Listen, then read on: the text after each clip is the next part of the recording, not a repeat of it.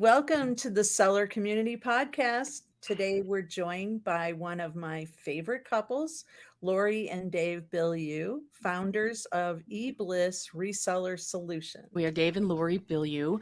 We are eBay sellers ourselves, primarily. That's what we started out doing about 10 years ago, made it into a full-time business, selling used electronics. And about 3 years ago, we launched a company called eBLISS Reseller Solutions, as Dana mentioned. Basically, we store and ship for resellers. It's that simple.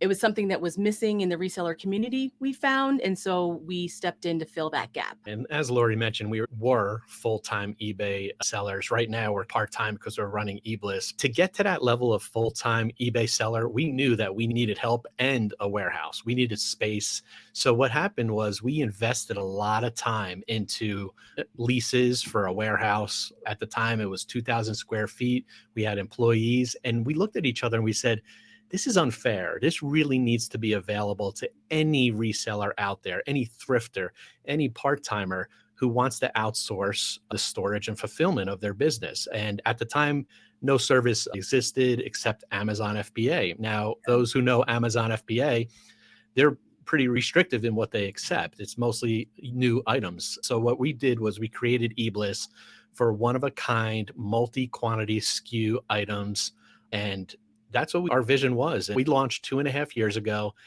and it is just changing month to month. We evolve, let's put it that way. I know how excited I was to find your service on Instagram, is where I first learned about eBliss. So please share with us how you decided to launch such an amazing business. About maybe 5 years ago, we were trudging along. We were doing pretty well with our eBay business. And, we didn't really have any complaints. But like Dave said, we had done it the old fashioned way. We had, had to do everything that people do in order to scale and grow their businesses. And then I think one day Dave said, what if we did this for others? And I was like, what do you mean? It took a while to kind of figure out what that meant and what it would look like. But when we did some research, there was no fulfillment for thrifters who sell one-off used items. It took probably 2 years to research and develop how to do it, what to charge, and how just the whole processes. Because as you can imagine, it's not as quite as straightforward as you would think. But we had the advantage of already having really good processes and systems in our own business that were working really well. At the time, I think we had probably well over 4,000 individually thrifted items for sale on eBay. And so when you have that much inventory, you need to have a good process, with its inventory process, shipping process, listing process, everything. We decided to incorporate what we already knew, what we already had done, and apply it to other resellers so they could benefit from having a storage and shipping service without having to pay for and go through all craziness that we had to go through to get to that point. And so speaking of your processes, I've been to your HQ twice, and I think I saw the original and the new. And so more at the beginning and pretty recently within the last few months. And so you sat us down and showed us your process, how it all works and how organized you are. And interestingly, List Perfectly works into that. So can you tell us what it's like mixing your fulfillment service with List Perfectly resellers? We have evolved over the last 2.5 years. Originally, we were strictly just for eBay sellers. Then we layered on Poshmark. Then it was any platform, as long as we could get that label. And what we've noticed and adapted to over the years is, for example, List Perfectly, people that cross list, we now use List Perfectly as a receiving platform. And Laurie could get into exactly what that looks like with the receiving of their items. But we have definitely adapted to the resellers' needs out there.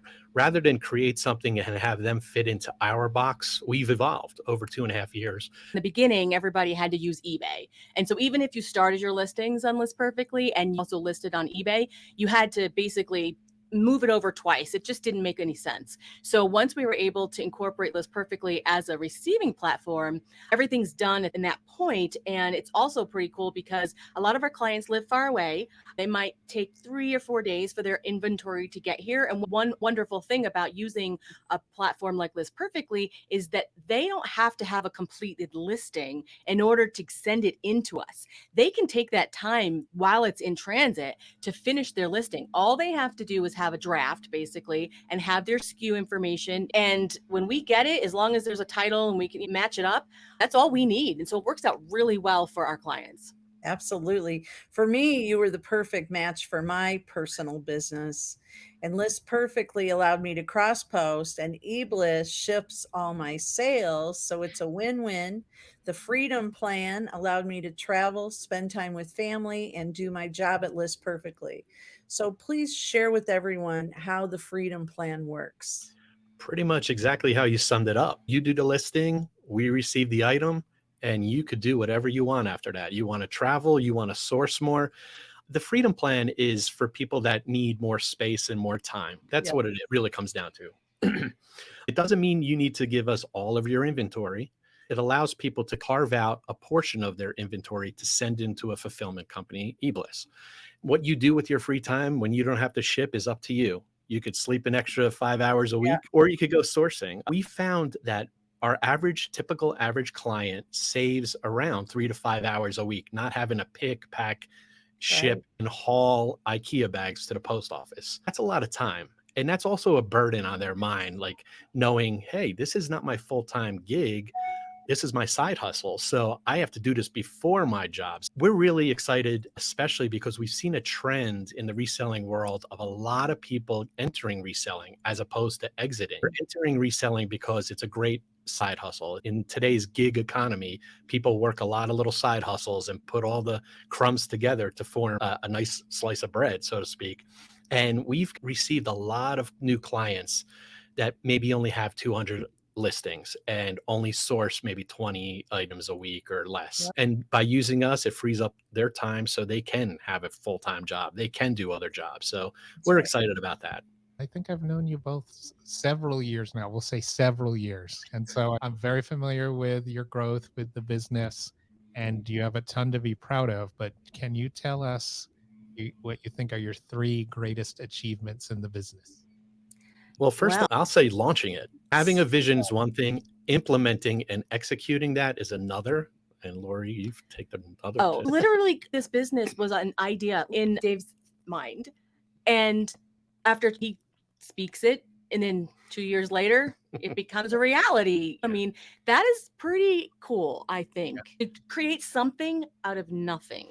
We both have a professional business background, and being entrepreneurs as an eBay seller was amazing.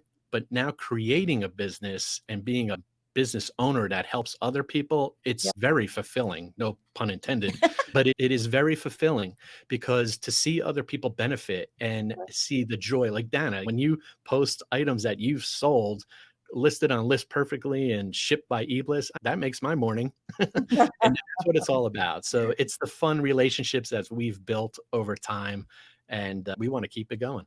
So we all know how beneficial it is to be a part of the reseller community. So what can you suggest to our listeners about the advantage of participating in an online local community?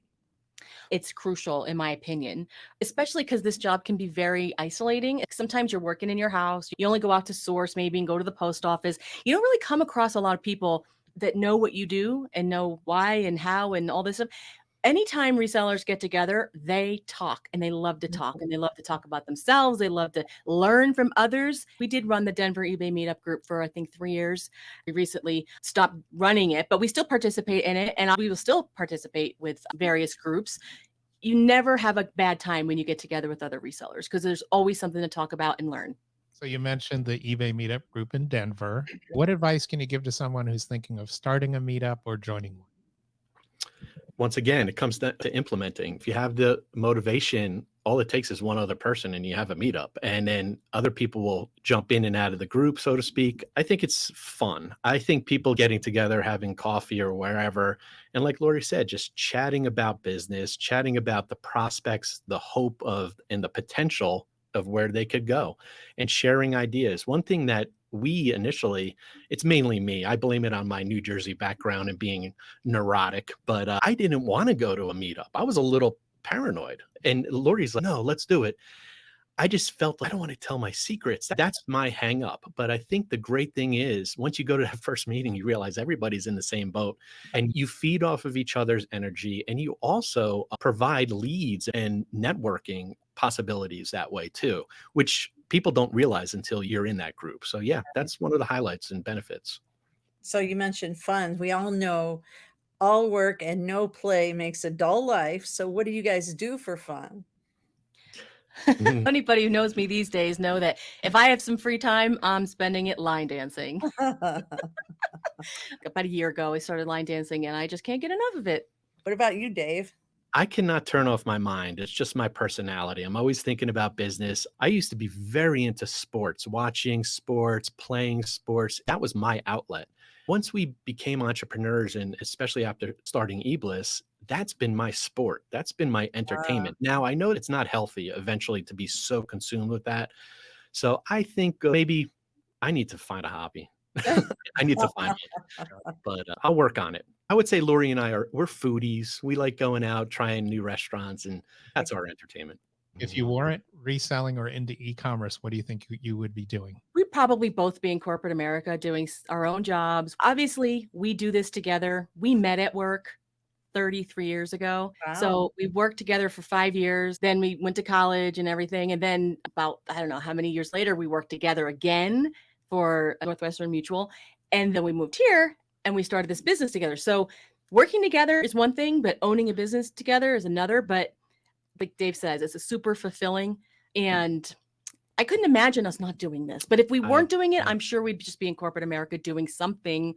I agree with Lori. We kind of stumbled upon entrepreneurship 8 to 10 years ago, and it's amazing. It really was a great feeling, and we had employees during that time as well. And in addition to eBliss right now, I think the whole entrepreneurship component that resellers experience is something that is so special.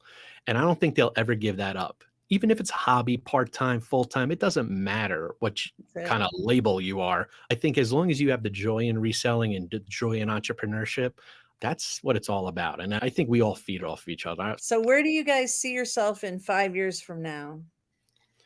In a much larger warehouse with a lot more clients and reaching a lot more resellers. That's been one of the challenges for me, and I'm probably not Lori, but me. I want everything and I want it yesterday. It's just who I am. And every time we pass on the way to our warehouse here, we're in half an hour south of Denver in a humongous warehouses out here. And I just get excited and say, one day, one day. And things take time, and patience is part of business. And we trust that we have a great system, great service, and we'll get there. So thinking back, do you have any business regrets that you'd like to share?